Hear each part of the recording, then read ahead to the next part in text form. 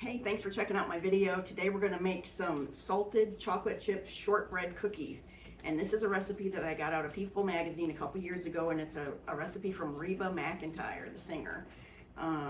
They just looked good to me. I made them. We love them.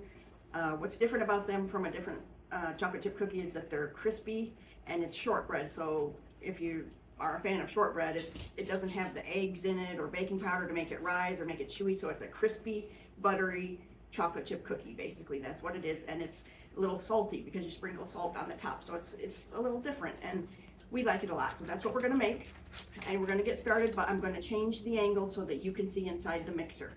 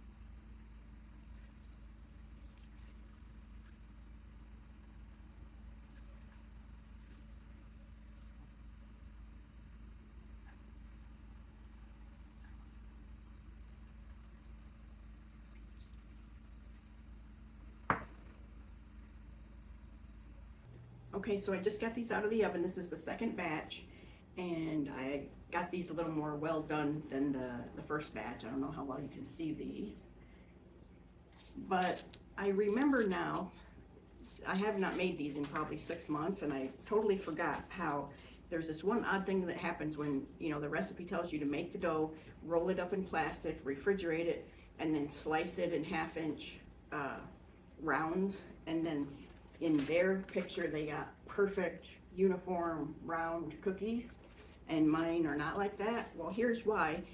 I'm not sure how they were doing it, but I tried a couple different knives to slice the dough.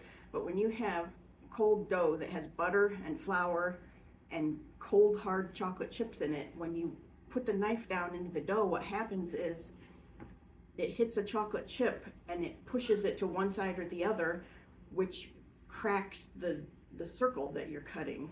So what I had to keep doing was I'd slice one and then I'd had to piece it back together, slice one, crack, piece it back together. So I'm not sure that, I mean, these are delicious and I've had a couple of them already, but I'm not sure the whole process of slicing them when the dough is cold is the greatest way to go. I think what I might do next time is scoop them with a cookie scoop all onto a cookie sheet and press them with a, put a piece of plastic over them and take like a glass and press the dough down so that you get uniform, round, circular pieces, and then refrigerate or freeze. They like the dough to be really cold when you put it in the oven, either frozen or refrigerated. So I think that's what I would try next time to make them more uniform, because they don't all look exactly the same. You know, I've got some big ones, some small ones. Ouch, it's hot. So I think that's what I would try the next time. I'd be interested to see how you did it. And you know, it's not really a problem to cut and they fall apart and you have to piece them back together, but they just don't come out like the picture. And I mean, believe me, I've made a million cookies in my time, and it's not like I don't know what I'm doing. Not sure how they got them like that, because this is probably the 4th time I've made this recipe, and every time I say to myself, oh, I forgot, this always happens when I do this. And I did it again today. I totally forgot until I went to slice them. And so you have options. You can either try slicing the dough and then just piecing it back together when it cracks apart, or you can do what I said with a cookie scoop, or you might even try slicing the dough when you've just made the dough, when it's soft, because you can slice through the dough easier when there's give than you can when you have a hard chunk of cold, buttery dough. So anyway, but they're really good. I hope you like them. And do me a favor, hit the subscribe button. It's free for you and it helps me to be able to make more videos. And if you want to check out other videos of mine, it's Rhonda's Thrifty Kitchen on YouTube, and my website is rhondasthriftykitchen.com. Take care.